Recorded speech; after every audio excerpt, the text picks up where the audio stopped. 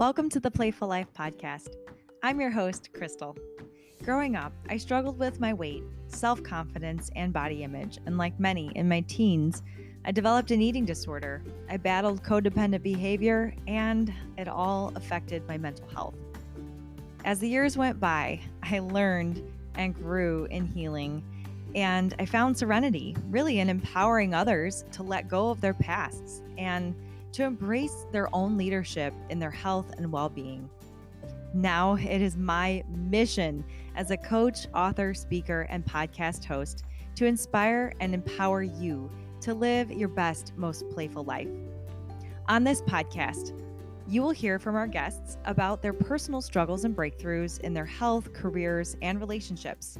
You'll also receive tips, knowledge, and inspiration to tackle your own health goals and start living the dreams on your heart. Ready? Let's play.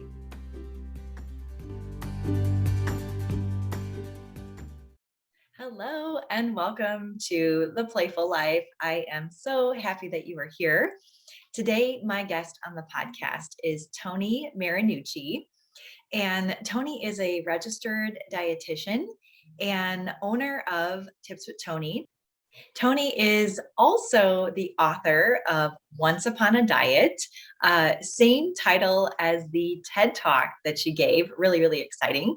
And in the book, Toni talks about how there are a lot of parallels between dieting, dating, and romantic relationships. And this was such a fascinating conversation we had about that, not only about those things in particular, but also just about learning how to notice how food makes you feel rather than how food makes you look, and really finding a balance in how food can fuel your life, right? In so many positive ways. So again, honored that Toni took the time to join me on this podcast. And I know that you will enjoy this conversation as much as I did. Hi, Toni. Welcome to the Playful Life. Hi, thanks for having me. Of course. I love your pink headphones. Thank you. That is They're so gigantic. I love it. Oh my gosh. Yes. Why not do this in style, right? Yeah. And you're a podcaster as well, right? The Tips with Toni podcast. I was a co-host to a podcast 4 years ago or 5 years ago. I can't keep track. And then I finally did my own a few years ago. And it's been really great. Nice. Okay, cool. Yeah. When I looked at it, I was like, wow, you've got a lot of episodes here. So I can tell you've been at it for a while. Yeah, for sure. That's great. I think people forget that, when we listen to our favorite podcasts, there's a lot of episodes, backlogs, things that we probably don't even know ever existed, right? Because by the time I'm finding this podcast is super successful, they've been doing hundreds and hundreds of episodes already. Yeah. So I think people always forget that there's a lot of work that goes into getting to that place. So much work. But it's cool if you find a podcast you like, definitely take the time to listen to those old episodes, because they're definitely some podcasts are so binge worthy. It's so worth just going back and hearing kind of older things, because they're good episodes. They're just, a year or so before. Right. Yeah. They're sort of the things that no one's heard, or,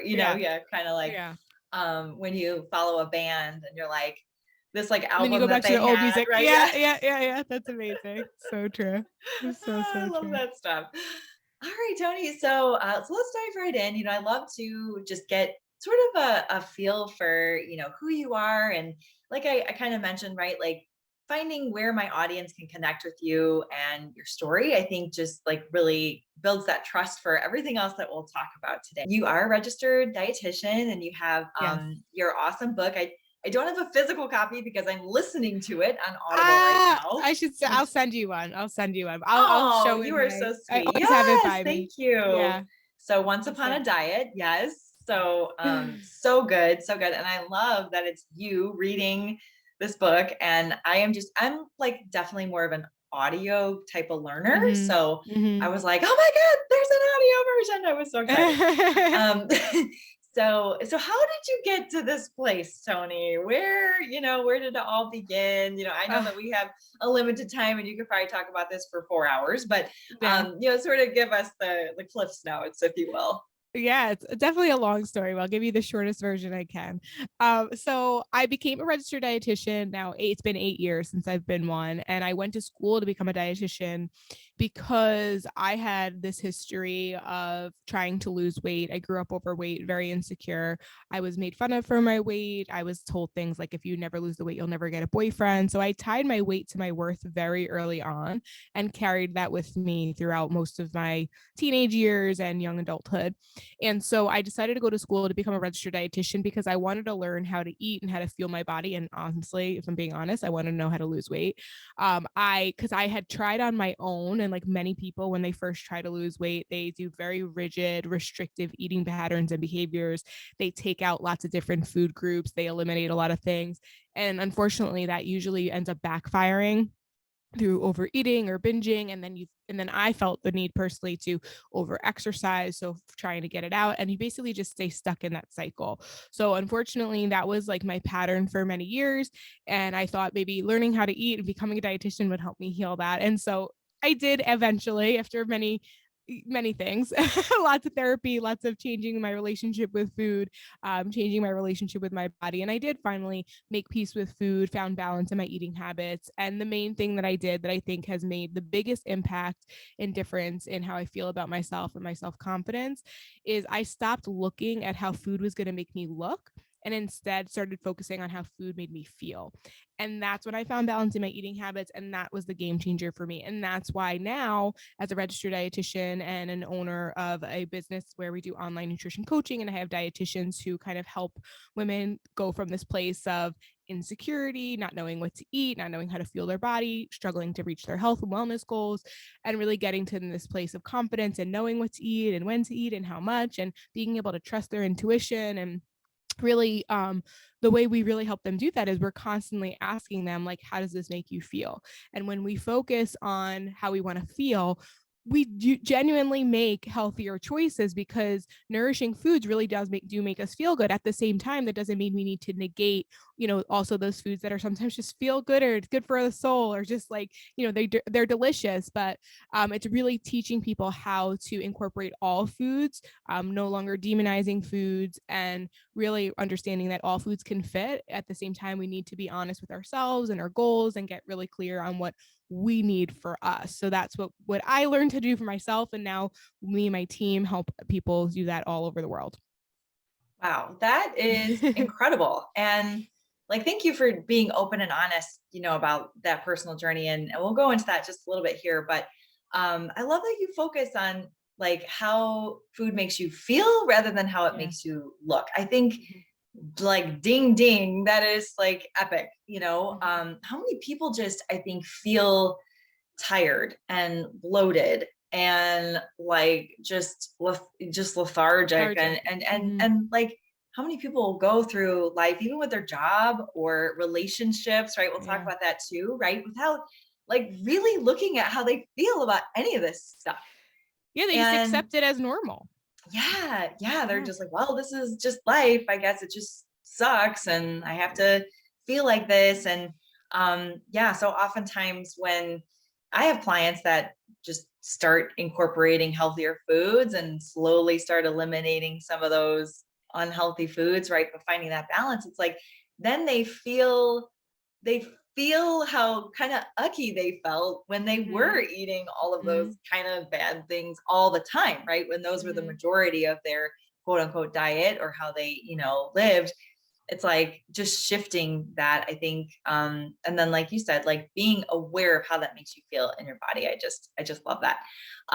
So one question that I had for you is such a burning question. And I have to share with you that I too had, a journey with just body dysmorphia and, body image, disordered eating, that sort of thing. And when I went into college, I was like the opposite. I was like, I don't want to major in like a nutritional or, dietetics or anything like that, because I was so obsessive at that point in my life where I felt like that was going to make it worse. Mm. And I remember at a point where I think I was maybe like a sophomore or junior in college, and I was coming out of it. I had been in therapy. I was feeling better about, my body and eating and stuff like that. And I was like, well, it's time. Maybe I can sign up for a nutrition course.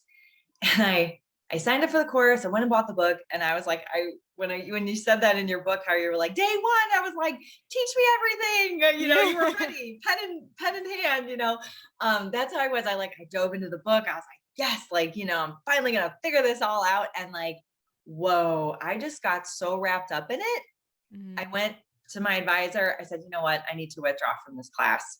And Yeah. I think I even sold the book as used. I was like, I needed to just close the book again. So Yeah. tell me, I guess, how that was for you. Was there a time where studying nutrition and things like that, caused some obsessive Oh, thoughts, or how did you find all that 100%. balance? Okay. Oh yeah, no, it was torture. It was like the worst. It was literally I so and this is the crazy thing, because I lived in a bigger body. I've always been bigger than my peers. Just naturally they have more curves. I'm just in a bigger body. So for me, I everything I did was praised by society because it looked like I was on this pursuit of trying to change my body and getting healthier. But internally, my mind, I knew exactly what I was doing, and it was not healthy. It was not healthy Mhm. mentally and even physically, because there was periods where I'll give you the short version. If you read my book, you can learn a lot more. But there was a point where, okay, the first, I talk about this even in my TED Talks. You don't even have to read the book to know this part. Like, I went to school. The first day we learned about vegetarianism, and I was like, okay, I'm doing this. Like, I'm going to be a vegetarian. This is the reason why I haven't lost weight all along. Like, this is it. So I become a vegetarian, and then I felt really good. But then I started feeling bloated, but I was like, okay, well, and I lost a little bit of weight, but like not much. My body composition changed, but like it felt like it wasn't enough. Right. So then I was like, all right, let me try. It was Lent came around. I'm Greek Orthodox. And, it's kind of normal that people give things up during Lent. Mhm. Well, the traditional way to practice Lent in the Greek Orthodox tradition is actually going no animal products for the whole 40 days. Whereas like some people in like Catholic, well, everyone's different. So this isn't to say this is not about religion. I chose to decide to be vegan for the 40 days. Then when Lent was over, I stayed vegan. Okay. And I was being praised for this, just so you understand. Like, people were like, oh my God, you have so much willpower. How do you do it?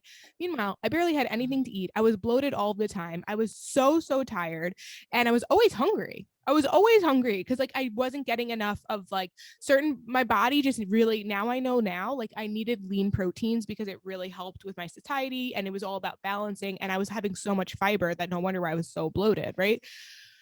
Then I was so bloated. So I heard that, I was studying, and I was now going into my graduate degree. I had become a dietitian. I was to become a dietitian. So those who want to know, like, to be a registered dietitian, you have to go through a minimum of 5 years of schooling. You have your 4 years of undergrad in dietetics, and then your 5th year is a dietetic internship, where you have to do 1,220 hours of supervised service in all different places where a dietitian would be. It's very similar to like a shortened version of a doctor going to residency. Hmm. So I did that, plus got my master's at the same time. So I just went crazy into, I knew this is what I wanted to do. And so at that point, like, there was more and more studies showing that, celiac disease was on the rise, like gluten intolerance or sensitivities, it could cause bloating. So I was like, okay, let me do gluten-free. Let me try that. So now I was a gluten-free vegan. I had nothing to eat. It was like Oh work. my It was God. like the literal worst thing in my life.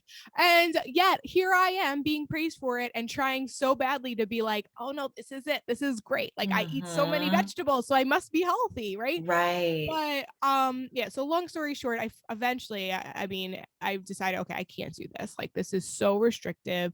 I was, like I said, the bloating got a little bit better, but I just was not doing well. So I slowly started to kind of add, I called myself a flexitarian. So now I started to add animal protein back in, just slowly.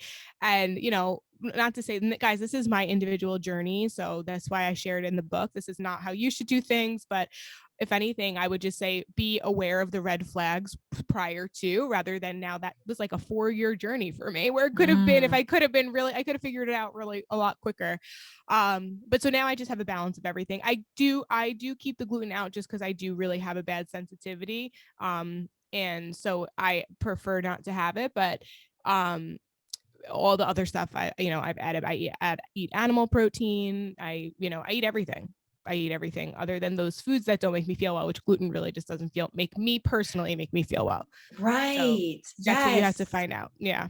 Yes. And going back to what you said earlier, like, think about how this makes you feel, right? Mm-hmm. Like, I know. And I was ignoring not... all of it. Yes. I was ignoring all of it. And the same Yes. thing happened. Like, my book is about the parallels between dieting, dating, and romantic relationships. And the same thing was happening in my relationships. Like, I kept like trying to relive, because everything's easy in the beginning, right? That's what we call the honeymoon phase. Like, everything is so exciting.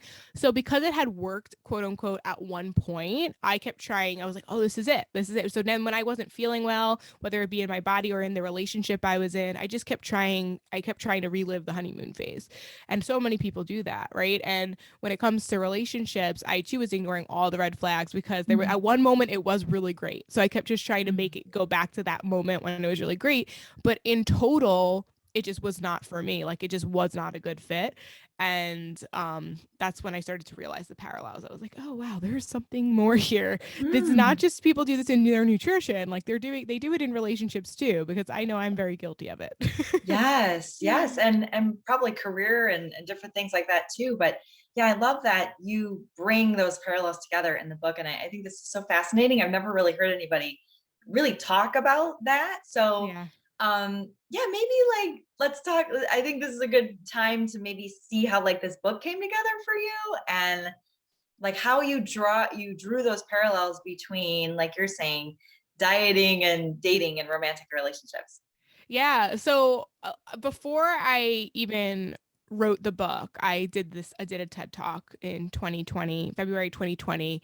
And I had the idea of the book, but really mostly was the TED Talk. And then when I found out I only had 8 minutes to talk, I was like, that's not enough time. Now I have to write a book. So the original concept was I would watch, women before they joined our program would jump from diet to diet, hoping each one was the one, like the one, right?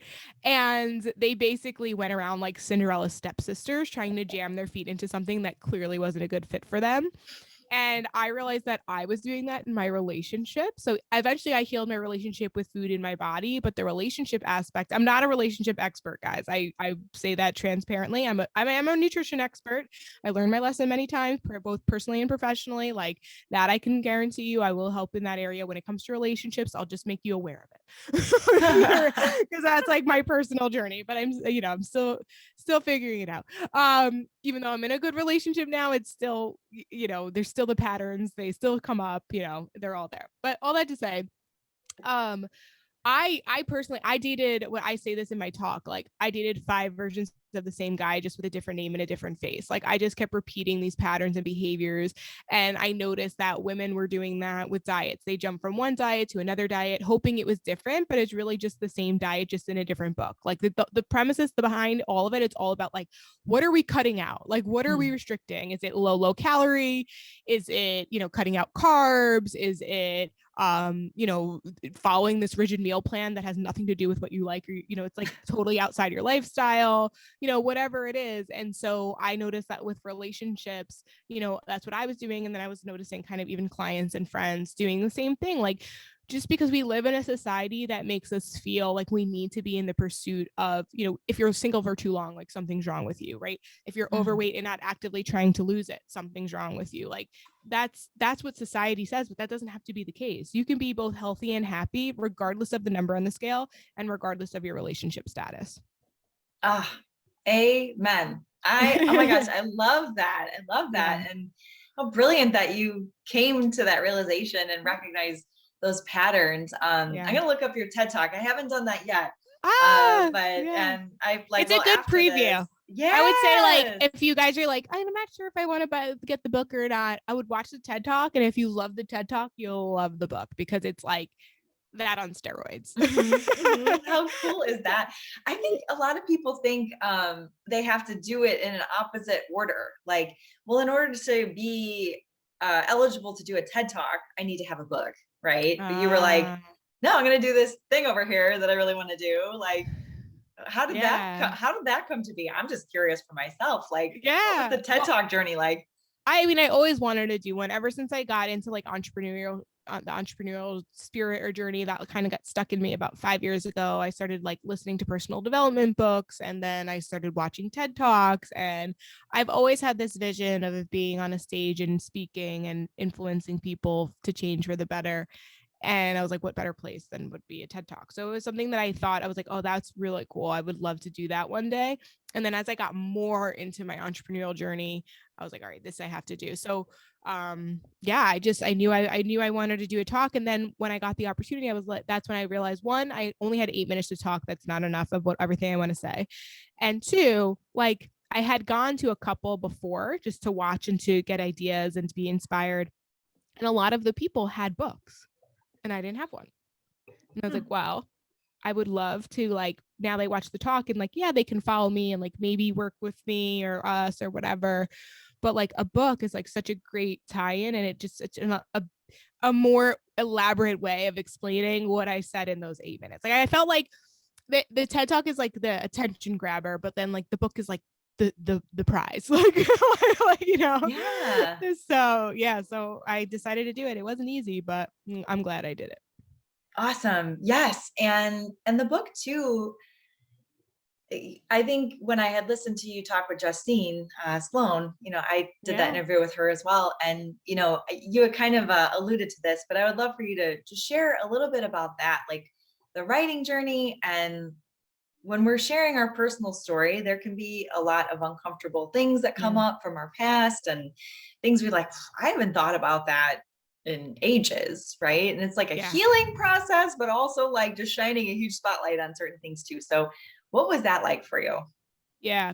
So I will tell you that writing a book is the hardest thing I've ever done. And I've done some pretty hard things. Like it was not easy because of what you just said, which is so true. Like I had to revisit very unpleasant moments from my past. It hurt. Even I have people that read the book now that are like my close friends, they're like, I'm so sorry that I didn't notice this when we were, because they went to school with me or whatever.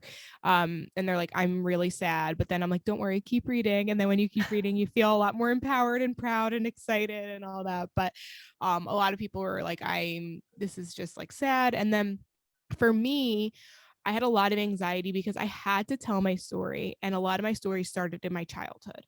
And I spent my summers in Florida with my grandparents, and they were second generation Greek American, well, Greek and Italian, but I'll just say my grandmother, I called her Yaya, and Yaya that's grandma for Greek.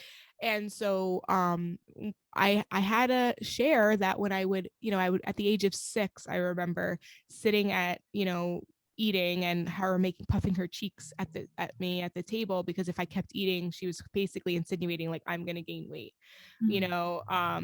So like moments like that, and my dad kind of like glaring, like giving me like glances when I reach for second helpings, getting teased at school, like all these things, all that to say, like talking about the guys who teased me at school, like I didn't care. But talking about my family member, and my grandmother's she's not even alive anymore, and I love her very much, and like that's not all of her, that's a part of her, but but that, of course, the book is not about her, the book is about my story, and so I could only put in like a little bit of that, but I didn't want it to be like I'm talking about her in a negative way, right? Same thing with my dad. And so I had to have that conversation with my parents to let them know like that my Yaya is mentioned in the book, my dad is mentioned in the book. And I had so much anxiety. Like I had so much anxiety having that conversation. I had so much anxiety talking. One of my cousin, she spent the summers in Florida with me as well.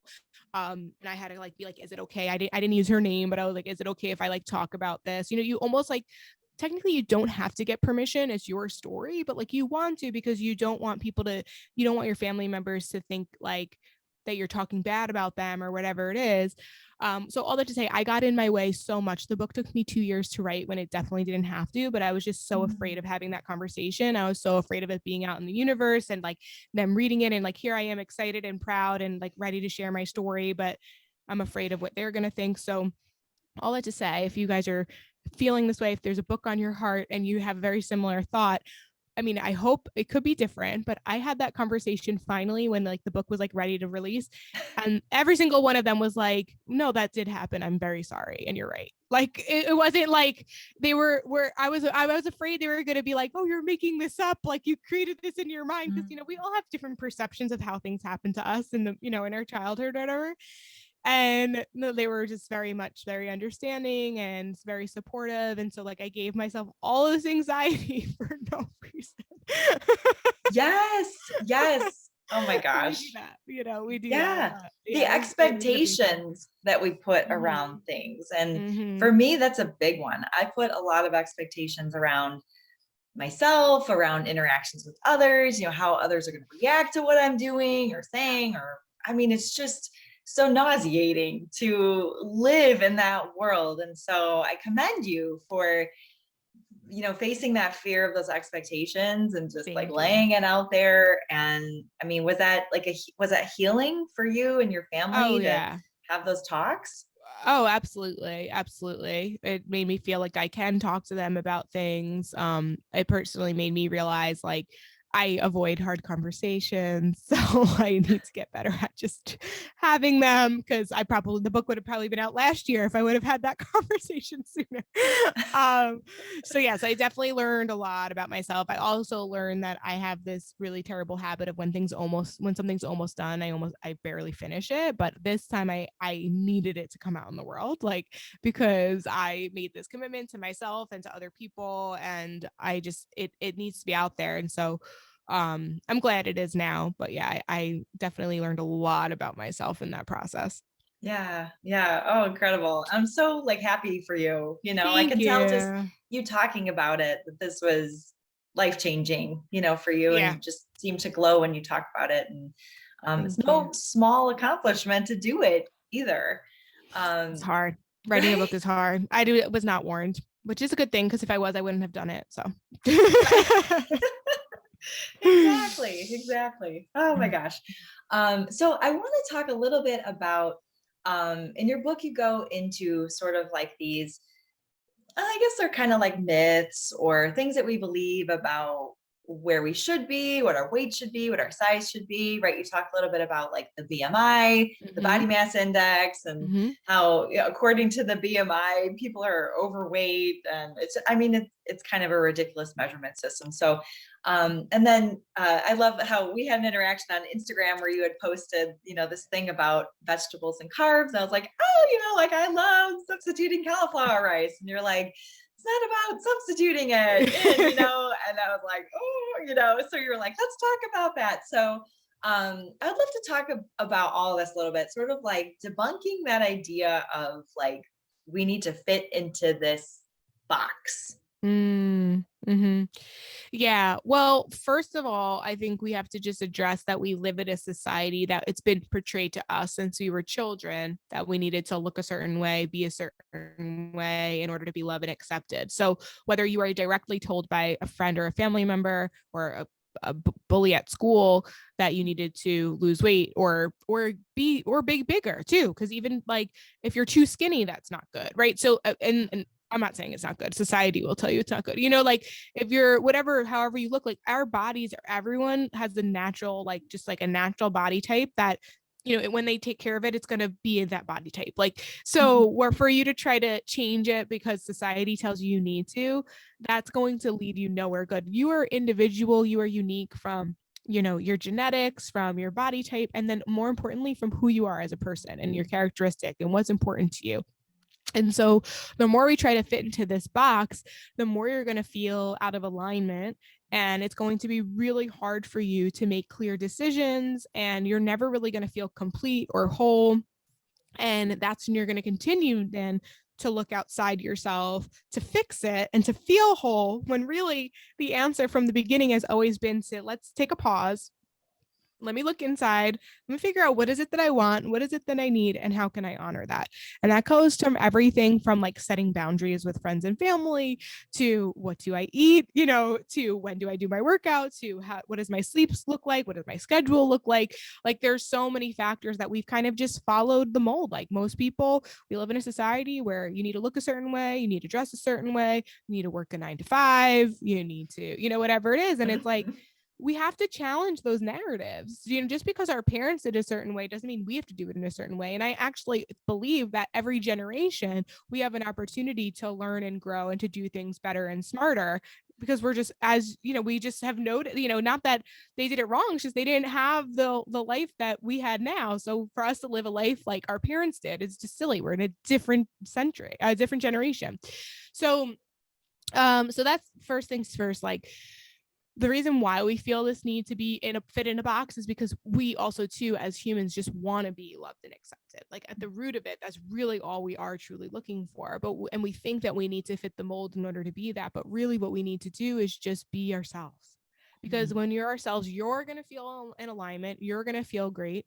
And then you're going to attract the right people who are going to just accept you for you. Right. So I'll give you an example of like for me, where I really noticed I was struggling in relationships is I would get into these relationships that really were not a good fit for me, but I so desperately just like wanted to be like kind of done with searching and looking, and I didn't want to be single anymore. So I also didn't like really truly believe that I was really worthy of the love and acceptance, because I still had that stuff from my childhood. And I was still kind of, even when I lost the weight, I still carried like it wasn't enough. And so I would stay in relationships longer than I wanted to. And in those relationships, I always would say the things that I felt like my partner wanted to hear. So I was never really speaking true to who I was and what I wanted. I was just constantly, well, how is it going to make them feel? Like I don't really have control over that. But I was always like kind of afraid. So basically all that to say, like my past relationships, they weren't even really with me for me, because I was never truly who I truly was, because I was just always saying and being in a way that I felt they wanted. And then it didn't end up working out in the long run, because it was just a dishonest thing from the jump. So all that to say, we want to be loved and accepted, and we think that the root to that is to change who we are, but really it's just to know who you are and to grow into that and to be who you are. And that ultimately is going to just, oh God, it's going to give you so much clarity in life and such a better outcome. Yes. Amen. Amen. Yeah. Know thyself. Know thyself is huge. And yes. I subscribe to a lot of Stoic practices, a lot of Stoic philosophies in my life. And when I coach from a very Stoic point of view, right? So talk about the virtues and like knowing yourself and starting with the inward work, all that. So, and yeah, how true that is with relationships. I think like dieting or like body image, a lot of times we look for outside validation that, oh, wow, you look great, to like, those compliments, and we can get addicted to that sort of thing, right? Where like you were saying how you were a vegan and people were like, wow, how virtuous of you to be a vegan. And like, wow, look at all this hard work you're doing. And, and like, there's like the dopamine hit that we get from people being like, good job, you're doing great, keep going, and, I mean, first of all, we forget that we can talk to ourselves like that, and we rarely ever do. So looking for outside, influences and validation is such a part of that, part of weight loss and health. And I think part of relationships too, we're looking for someone else to like complete those things in our life that are missing, or tell us that we're worthy, and all of those things. So yeah, I think, and you hit it when you said attracting, you will attract what you're giving out. So one of the best ways, if you're single, or I think looking for, love or just connection with anybody, whether it's romantic or just friendships, I think embodying the person that you want to attract is such a great place to start. Right. And you have to just know who you want to be before you could ever, attract another person into your life that's going to sort of match that energy. Yeah. And also too, like you like you said, you get what you attract, and also you get what you say that you are looking for. So I think a lot of times, like, I just got caught up in the motions of like, oh, there's chemistry, so this relationship, it's going to be a relationship. But I never really clearly defined what it was that I was looking for. I never clearly talked about like what my deal breakers were. Mm. I never really defined that, so I kind of just got swept up in it. And I think a lot of people are kind of do that also too with their nutrition. It's like they kind of get wrapped up in a diet because, oh, it's what their friends doing or what they think they should be doing, and they never really question like, oh, you know what, actually maybe this isn't for me, Right. Yes. You talk about the two types of people in your book, the planters and the Yes. bouncers. And Yes. so tell our listeners a little bit about that, how you discovered maybe that those two types of people exist.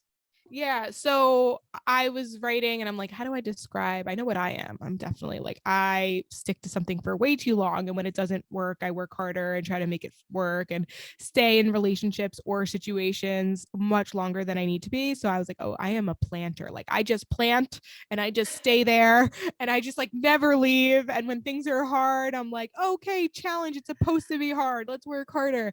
And yeah, so we don't want to be planters because planters will ignore all the red flags. They'll can try to relive that honeymoon phase over and over and over again.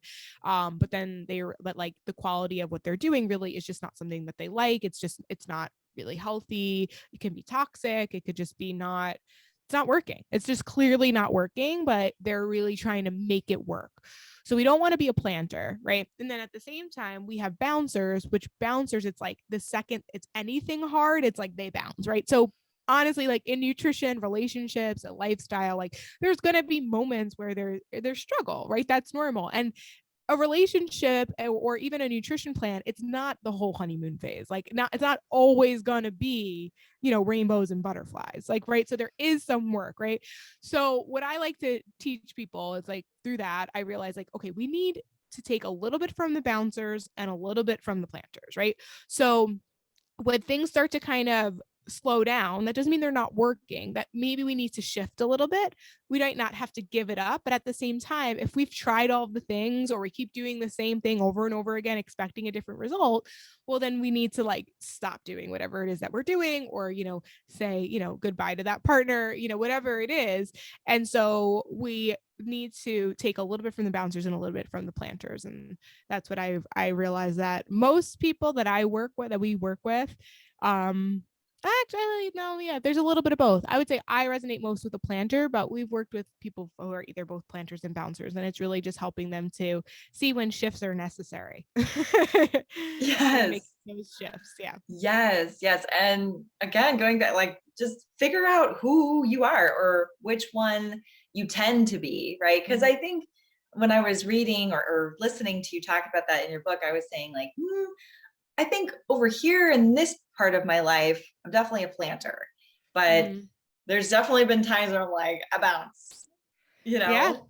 Yeah. Um, I'm sort of like, and maybe even like in my nutrition, I early on was definitely a bouncer. I was like, Mhm. this is great. This is working great. And then like the second it wasn't, I was like, well, that's obviously not the answer. It needs to be Right. this over Right. here, this over Right. there. Like, Right. where's the shiny new object sort of thing? Mhm. And Mhm. I am learning to love my sort of multitasking, multi-interested side of myself and see it Mhm. more as a good thing than like a hindrance. Cause I think for years I was like, well, I just love so many things. And I'm interested in so many things. And like what do they call a jack of all trades, but master of none. Right. Mm. And I always thought that that was such a negative thing to be Mm. interested in all of these things. And, people even in my life, I think would be like, Crystal, you just do so much. You do so much. How do you do all these things? And I think even that was like gratifying and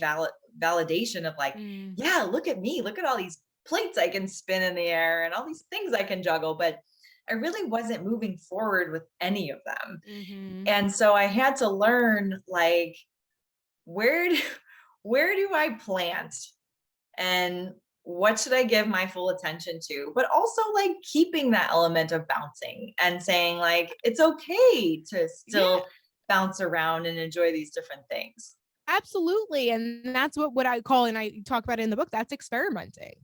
I think so. None of them are good or bad. It's always about what's your mindset behind it, right? So with bouncers, in the context of the book, it's like they want something long-term and sustainable, but they're approaching it as if it's like a fling.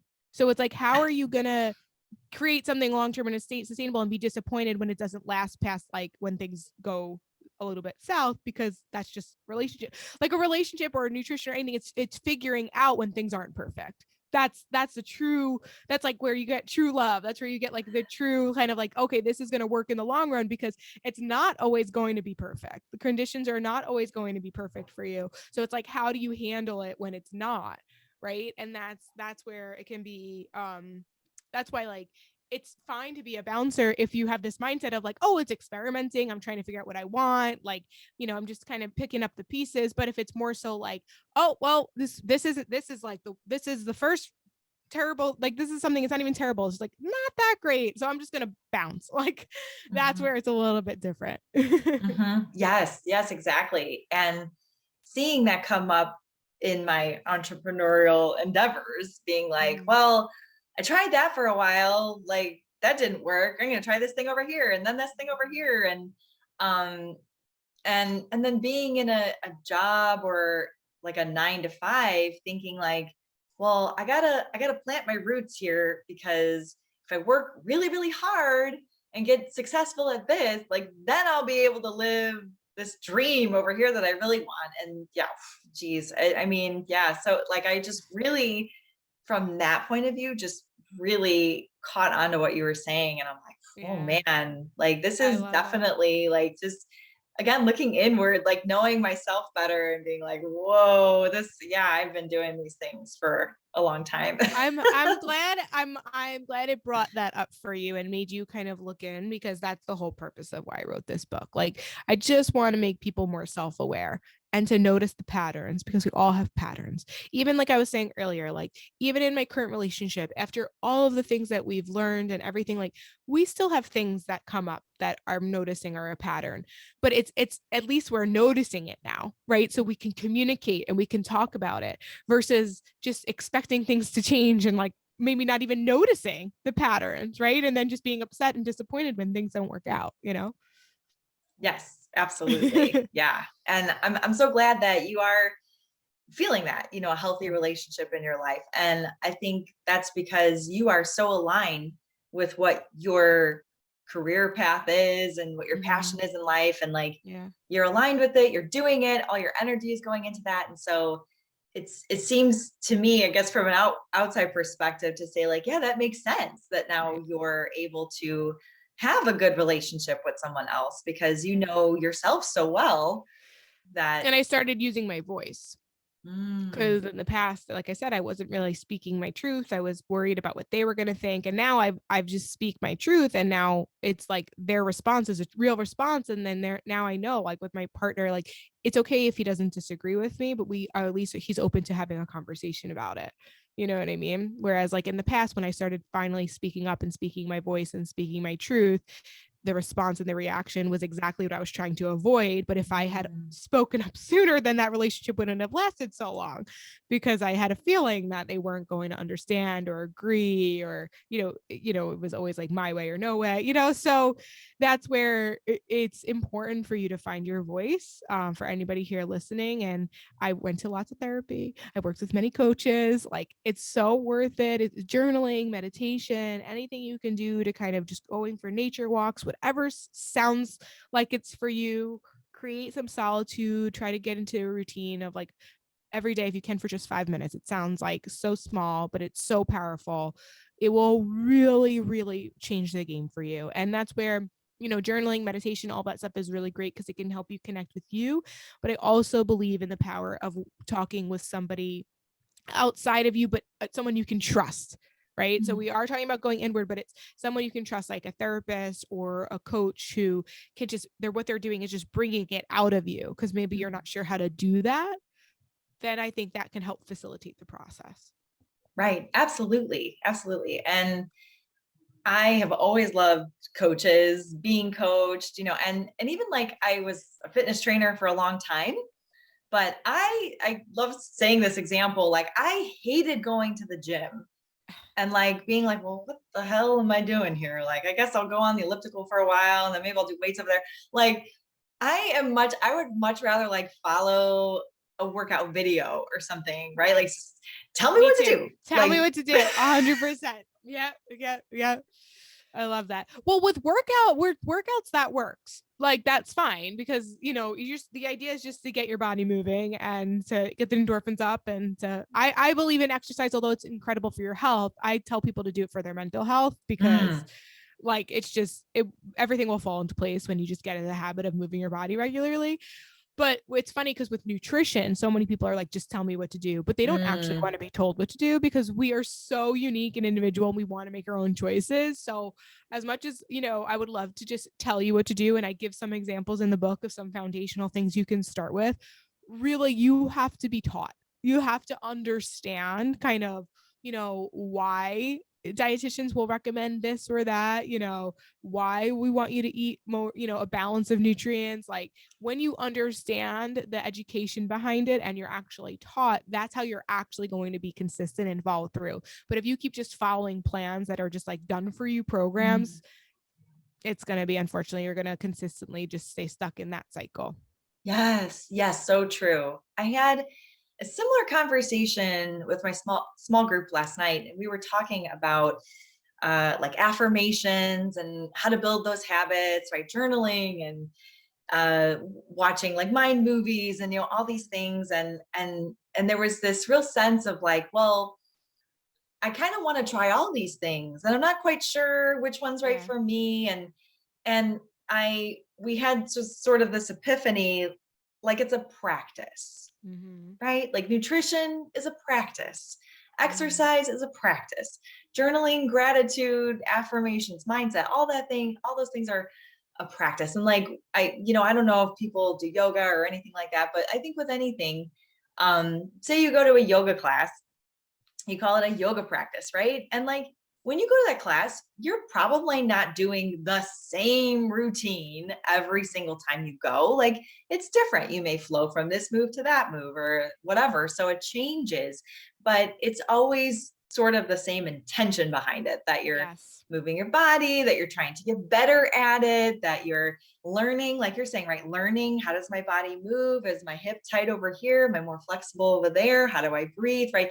Like all those things are part of it. And thinking that we have to like, I got to wake up, I got to do the same thing every day. Like, it's just like most people, it's just unattainable, I think, when we have to think about things so regimented. And like you're saying, like, if something's just like, well, eat this, then eat that, then do that, then move this way, it's like, you'll burn out. Yes. Yes.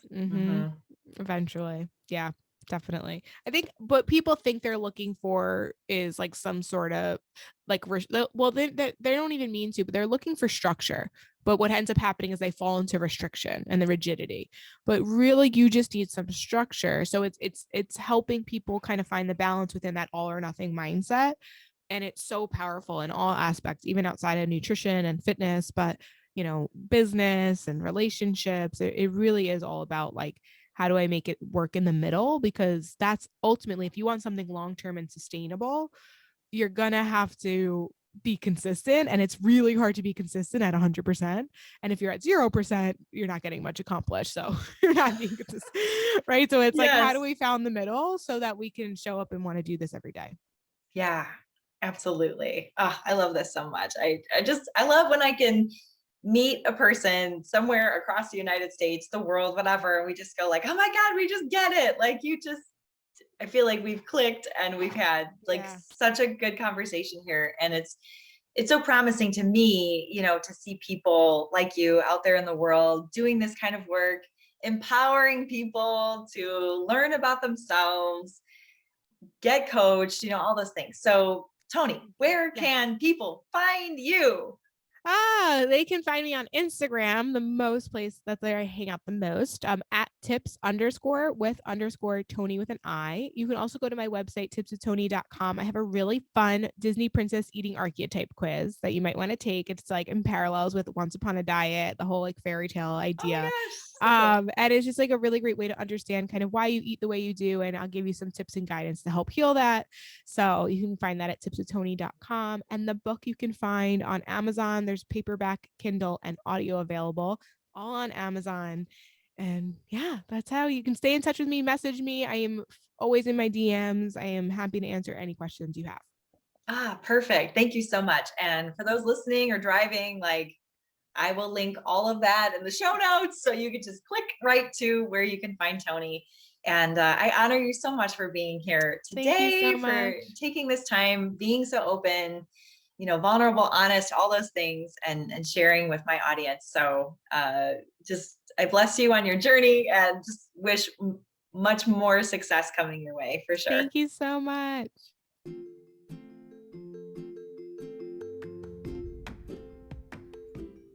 Thank you so much for joining me on the podcast today. If someone you love would benefit from this message, please, please share this podcast with them.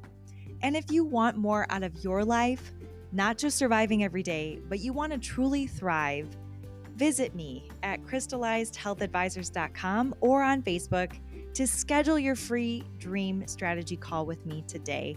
Do not hesitate any longer. Life is short, and I want you to truly live the playful life. I will see you next time, and as always, stay playful.